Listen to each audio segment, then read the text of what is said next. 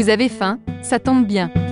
Tous à table, c'est l'émission qui parle de votre alimentation sur Graffiti, présentée par Frédéric.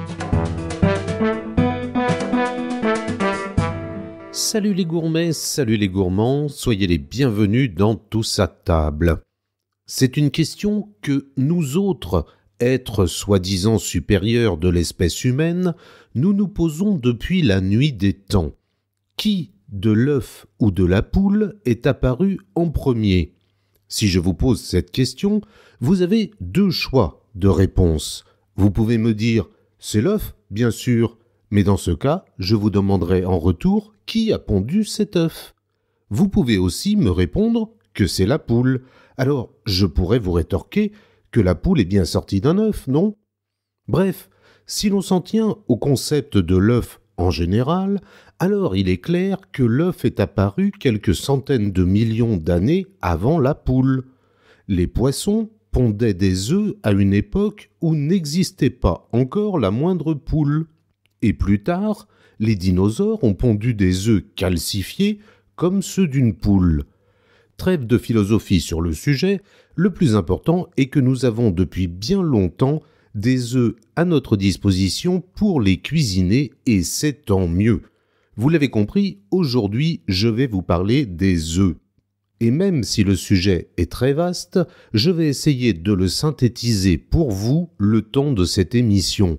Alors, si vous êtes prêts, enfilez votre tablier de cuisine et suivez-moi dans cette découverte passionnante. Tous les œufs ne sont bien sûr pas à mettre dans le même panier. Plus de 1000 milliards d'œufs sont produits chaque année dans le monde. En Europe, les œufs de poule sont les plus consommés, devant ceux de l'oie, du canard et des cailles.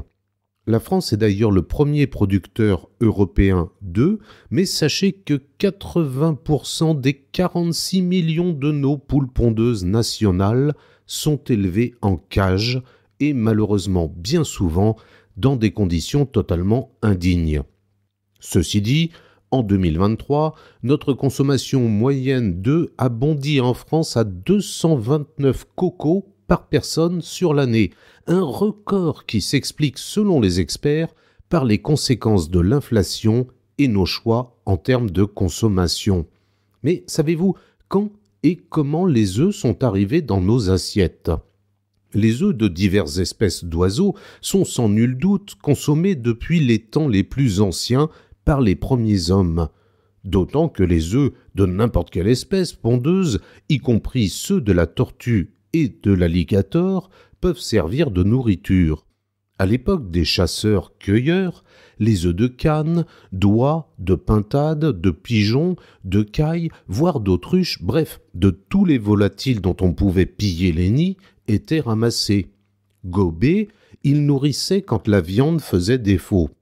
Mais la période des premières domestications d'oiseaux pour la consommation d'œufs est inconnue.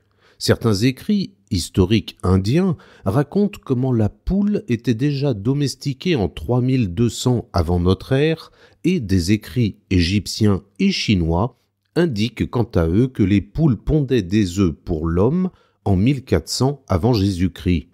Dans l'Antiquité, les Phéniciens se régalaient d'œufs d'autruche, tandis que les Romains consommaient ceux du paon bleu et les Chinois ceux du pigeon. Bien que le célèbre gastronome romain Apicius donne dans son ouvrage culinaire diverses recettes de flan et d'omelettes, l'œuf restera longtemps un aliment marginal. D'abord, à cause d'interdits religieux et de croyances superstitieuses. Ensuite, pour des raisons économiques. En effet, pour le peuple, il semblait nettement plus rentable d'attendre que l'œuf se transforme en poule ou en coq pour le manger ensuite. Faisaient exception à cette règle les Chinois, qui le considéraient comme une excellente source nutritionnelle et en ont répandu l'usage dans tout l'est de l'Asie. Au Moyen-Âge, aucun écrit conservé en Europe ne mentionne l'œuf. Peut-être parce que, tout comme la viande, il était interdit par l'Église catholique d'en consommer les jours maigres, c'est-à-dire pendant plus de 160 jours par an. Et comme les poules ne suivaient pas le calendrier liturgique, mais plutôt celui des saisons et de leur cycle biologique, elles pondaient abondamment durant le carême, période où la lumière du jour est de nouveau abondante. On les conservait alors dans de la graisse liquide ou de la cire jusqu'à Pâques, jour faste par excellence. Au milieu du XVe siècle, en Europe, l'œuf de la poule a pris le pas sur tous les autres. On pense que les poules d'aujourd'hui, dans la production des œufs, sont les descendantes de celles arrivées des Amériques à bord des navires de Christophe Colomb. C'est à partir du XVIIe siècle que l'on connaît au moins une soixantaine de recettes pour apprêter cet aliment qui figure de plus en plus souvent au menu et dans les écrits. Louis XV, qui raffolait d'œufs à la coque et de meringues, serait à l'origine du développement de l'aviculture à Versailles. Les poulettes étaient installées jusque dans les greniers et fournissaient quotidiennement les coquetiers royaux. Sous le règne de ce roi, les Français consommaient 60 œufs par an et par personne. Et Menon disait de l'œuf, c'est un aliment excellent et nourrissant que le sain et le malade, le pauvre et le riche partagent ensemble. Au XVIIIe siècle, la découverte par les Français d'une technique de couvaison artificielle que pratiquaient les Égyptiens en ayant recours à des fours à basse température suscita le plus vif intérêt chez les éleveurs. Au XIXe siècle, des races de poules nettement plus productives sélectionnées par les Chinois feront leur apparition en Occident, créant un véritable émoi chez les éleveurs qui voudront tous posséder quelques-uns de ces nouveaux oiseaux très différents de ceux des races méditerranéennes et européennes connues jusqu'alors. Au cours de ce siècle, une centaine d'autres races seront créées, dont certaines que l'on élève pour la chair uniquement, quand d'autres sont élevées pour les œufs, ou d'autres encore pour les deux usages. Le XIXe siècle arrive avec son cortège de bonnes et de mauvaises idées. D'une part, les poules vont et viennent comme elles le souhaitent, pratiquant ainsi leur jogging quotidien avec assiduité et ne picorant que des bonnes choses, du blé, du maïs par exemple. Elles mènent une vie satisfaisante et par conséquent pondent des œufs de qualité. D'autre part, toujours à la recherche de rentabilité et de production maximale, l'être humain est ainsi fait à toujours en vouloir plus, certaines poules sont entassées dans des boxes minuscules maintenues à température idéale et à un degré d'ensoleillement optimal. Le résultat est alors évident, les œufs sont plus nombreux, mais dotés d'une saveur plus grossière, beaucoup moins fine que celle des pondeuses de plein air. Jusque dans les années 1980, l'œuf sera considéré comme un aliment parfait, une popularité qui décroît lorsqu'on découvrira que son jaune est particulièrement riche en cholestérol, accusé d'être la cause de maladies cardiovasculaires. Au cours de cette seule décennie des années 80, la vente des œufs frais va chuter de 25%. La multiplication des épidémies de salmonellose pendant la même période et jusqu'à récemment ajoutera encore à cette fatalité. Il est dès lors déconseillé de manger l'œuf cru, qui figurait jusque-là dans de nombreux plats, notamment dans la mayonnaise. Depuis quelques années, l'œuf regagne un peu plus en popularité après diverses études cliniques qui ont démontré que pour la majorité de la population, il constituait un aliment d'excellente qualité. Alors, si cet aliment est de qualité, que nous apporte-t-il vraiment ? Contrairement à ce que l'on pourrait croire, l'œuf n'est pas un aliment complet. Il lui manque des glucides, des fibres et de la vitamine C. Cependant, il sert de protéine de référence, il est également peu calorique, mais le jaune est toutefois riche en cholestérol. L'œuf est un aliment protéique d'excellente qualité. Il contient les 8 acides aminés essentiels à la croissance et à l'entretien du corps humain. Les protéines servent surtout à former, à réparer et à maintenir en bon état les tissus comme la peau, les muscles et les os. Elles servent aussi à la formation des enzymes digestives et des hormones. Et savez-vous comment choisir les œufs ? Tout d'abord, imaginons une petite comparaison de la population française avec un élevage de poules. Eh bien, dans ce cas, la grande majorité d'entre nous vivrait complètement entassés jusqu'à 13 individus par mètre carré. La solution ? Ouvrez l'œil et cherchez les indications œufs fermiers, label rouge ou produits de la ferme qui indiquent un élevage de petite taille et des poules élevées en liberté. Je ne sais pas pour vous, mais pour les œufs distribués dans le commerce, eux sont tous tatoués. En effet, repérez sur la coquille le chiffre généralement placé avant les 2 lettres du pays d'origine, FR pour la France, il vous indique le mode d'élevage. Alors d'abord, vous évitez le chiffre 3 qui correspond aux élevages en cage et le chiffre 2 pour les élevages gigantesques en batterie au sol. Je vous conseille d'opter pour les chiffres 0 et 1 qui désignent respectivement les élevages bio et les élevages en plein air. Et le goût des œufs de poule élevés en plein air et nourris au grain est vraiment incomparable. On se retrouve dans la deuxième partie de Tous à table, après la pause musicale avec Lisa Pariente.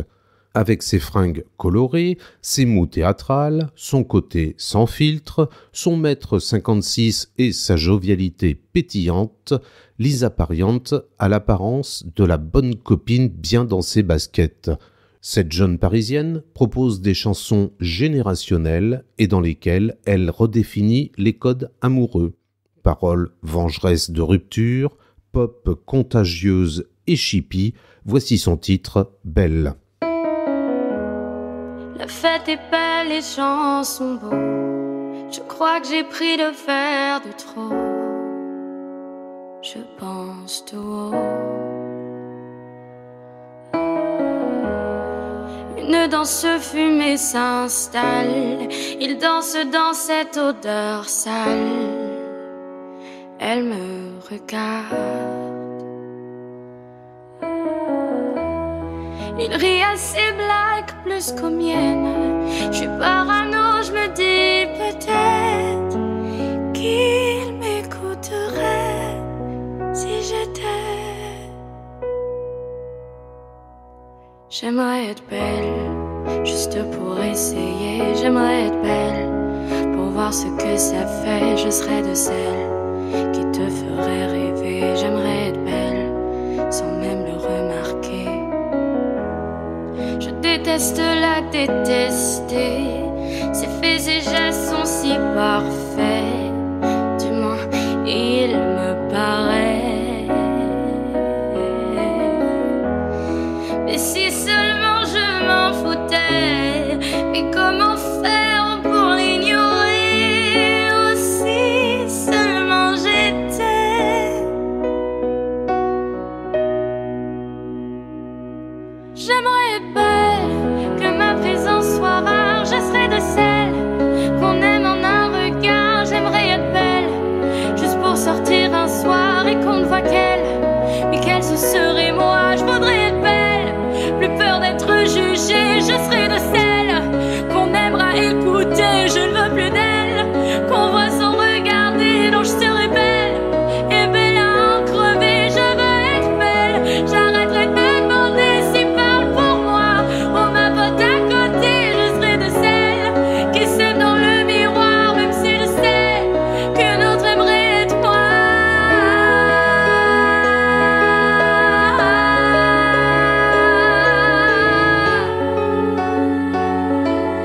Belle, belle, belle, belle, belle,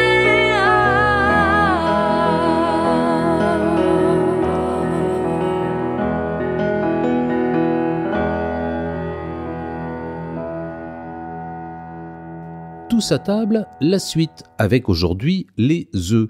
Et après avoir découvert dans la première partie de l'émission la petite histoire de l'œuf, ses bienfaits et comment le choisir, nous allons maintenant découvrir ensemble comment conserver vos œufs et surtout comment les cuisiner.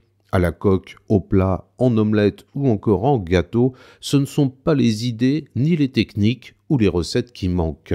Vous avez acheté vos œufs à la ferme, sur le marché ou en grande surface, mais comment allez-vous les conserver? Je vous entends déjà répondre « au frigo, bien sûr ». Alors, contrairement aux idées reçues et aux réceptacles à œufs intégrés à votre réfrigérateur, les œufs ne se conservent pas au frigo. Pourquoi? Parce qu'ils sont naturellement recouverts d'une pellicule protectrice qui empêche les bactéries de passer. Ensuite, la coquille de l'œuf étant poreuse, une fois placée au frigo, l'œuf pourra absorber toutes les odeurs. Sur la boîte, une mention peut vous recommander une conservation au réfrigérateur. Mais rappelez-vous que nos arrière-grand-mères conservaient bien les œufs à température ambiante. D'ailleurs, des études scientifiques ont montré que le froid ne change rien. Les œufs ne développent pas plus de bactéries à 20 degrés qu'à 4 degrés. Pour ne pas avoir de mauvaises surprises, conservez-les dans un endroit frais et à l'abri de la lumière. Alors, maintenant que vous le savez, faites comme vous voulez. Vous pouvez également conserver les œufs au congélateur, mais sans leur coquille. Selon le futur usage, vous pouvez séparer ou non le blanc du jaune. Attention à ne pas faire n'importe quoi avec un œuf déjà ouvert, car c'est un terrain de jeu favori pour les microbes. Un jaune cru doit par exemple être consommé dans les 24 heures, pas plus. Les œufs que l'on utilise en cuisine doivent être consommés dans les 28 jours suivant leur ponte. Ils sont extra frais pendant les 9 jours après la ponte. En France, les œufs sont d'ordinaire beige, mais dans d'autres pays, comme aux États-Unis ou en Angleterre, ils sont souvent blancs. Alors, cela n'a rien à voir avec la qualité de l'œuf, mais la couleur dépend de la race de la poule pondeuse. Et petite astuce pour savoir si votre œuf est frais, remplissez une casserole d'eau froide et ouvrez l'œil. S'il reste couché au fond, super, l'œuf est tout frais. Plus il se redresse, plus il a de jours au compteur, et s'il flotte complètement, il n'est plus comestible. Jetez également les œufs fêlés et ne lavez jamais les coquilles qui constituent une barrière contre les bactéries. Et maintenant, c'est le moment de passer en cuisine. Les œufs sont classés en fonction de leur poids, petit, moyen, gros ou très gros. Les très gros pèsent plus de 73 grammes. C'est un calibre idéal pour les œufs à la coque ou les œufs en cocotte. Les plus courants sont les œufs de calibre moyen, qui pèsent entre 53 et 63 grammes. Ils sont parfaits pour la pâtisserie. Sachez que le blanc et le jaune possèdent chacun des propriétés physiques distinctes, à commencer par la température de coagulation. Elle est de 62 degrés pour le blanc et de 68 degrés pour le jaune, ce qui explique qu'un œuf à la coque puisse avoir un jaune liquide et un blanc solide. Le jaune entre dans la composition de nombreuses crèmes, la crème anglaise, la crème pâtissière par exemple. Il sert également d'épaississant ou de liant.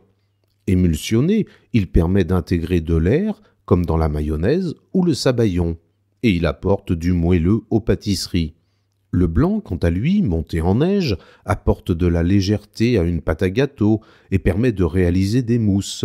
Il sert également de liant à de nombreuses préparations sucrées comme salées. Allez, commençons par le plus simple, l'œuf dur que l'on cuit dans une casserole d'eau bouillante pendant 9 minutes à partir de l'ébullition. Une fois cuit, on le plonge dans un récipient rempli d'eau froide pour arrêter la cuisson et pouvoir l'écaler sans se brûler. À servir chaud ou froid avec une bonne mayonnaise maison. Aussi facile que délicieux, l'œuf au plat est le b.a.-ba de la préparation des œufs. C'est la méthode de cuisson la plus facile et inratable pour se régaler avec un minimum de préparation. Une poêle anti-adhésive, de la matière grasse, huile, beurre ou margarine, bien chauffée, et un œuf entier. Cela suffit pour un œuf au plat réussi. Les puristes le savent, rien ne vaut un œuf au plat agrémenté de fleurs de sel et servi avec du bon pain frais, voire un peu de beurre. Mais il peut aussi s'accompagner de bon nombre d'ingrédients, fabuleux sur un croque-madame, divin avec des pancakes salés aux épinards, parfait avec des champignons sautés, rafraîchissant avec des herbes, néoclassique sur un toast à l'avocat, L'œuf au plat est une toile blanche avec laquelle chacun peut se sentir artiste dans sa cuisine. L'œuf frit est le stade de cuisson juste au-dessus de l'œuf au plat. Pour le réaliser, il suffit de faire frémir de l'huile dans une poêle sur feu vif, puis d'ajouter son œuf et d'arroser le blanc d'huile brûlante. Ainsi, le blanc va devenir divinement croustillant alors que le jaune sera coulant. Un mélange de textures qui explique totalement son succès. Basique, facile et inratable, l'œuf à la coque est un intemporel de la cuisine. Glissé entier dans une casserole d'eau bouillante, il n'a besoin que de 3 minutes de cuisson à peine avant de pouvoir être dégusté avec des mouillettes de pain beurré. Une recette incontournable qui a fait ses preuves depuis des décennies pour le régal des petits et des grands. Plongé 6 minutes dans un bain d'eau bouillante puis écalé, l'œuf mollet révèle quant à lui à la dégustation un cœur coulant et un blanc saisi par la chaleur. Un délice bon pour votre santé puisqu'il est réalisé sans aucun ajout de matière grasse.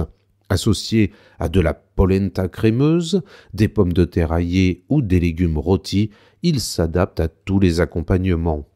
L'œuf crémeux est ce juste entre-deux qui a tout de séduisant. Glissé dans un sandwich, sur un toast à l'avocat ou avec des tomates cerises parfaitement rôties, il apporte de l'onctuosité à l'ensemble. Ah, les œufs pochés. Pour certains, la perfection ultime. Pour d'autres, la difficulté suprême.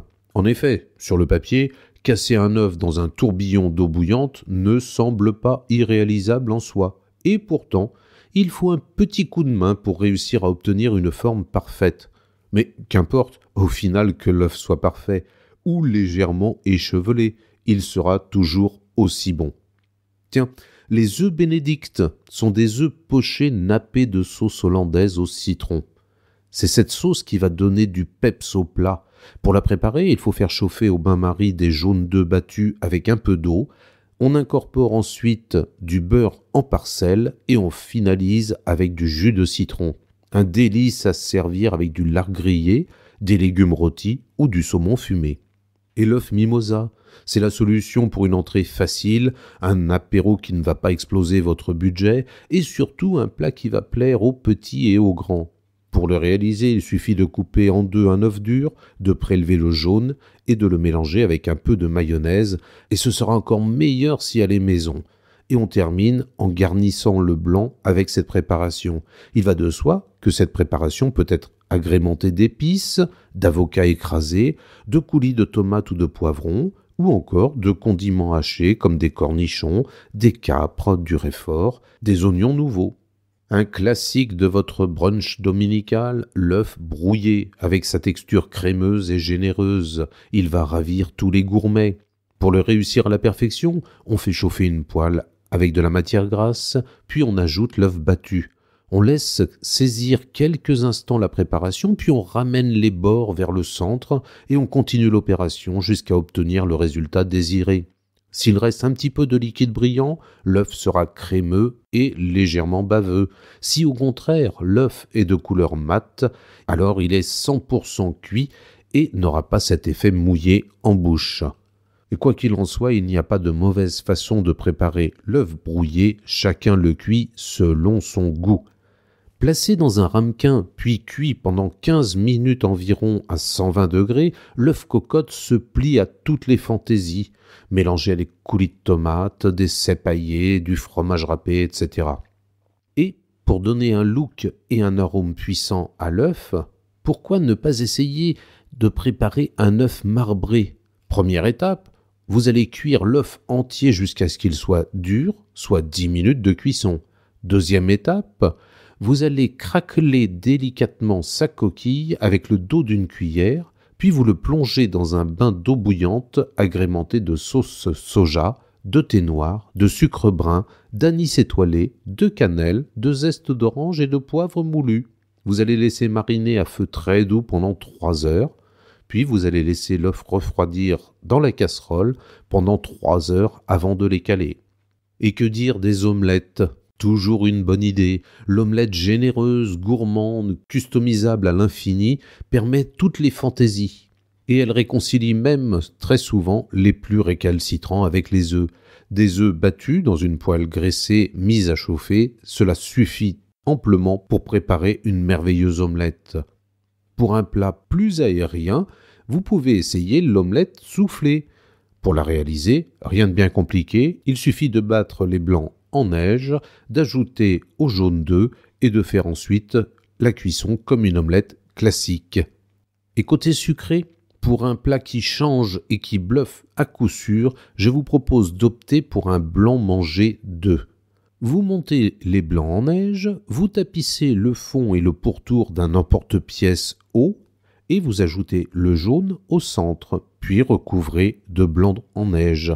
Vous lissez le dessus et vous enfournez 4 minutes à 120 degrés. Alors, quelle que soit votre utilisation en cuisine, vous aurez toujours une bonne raison de cuisiner les œufs. Et cette semaine, sur le site urban-radio.com, je vous propose de retrouver la recette du chef doublement étoilé au guide Michelin Nicolas Stamm du restaurant La Fourchette des Ducs en Alsace.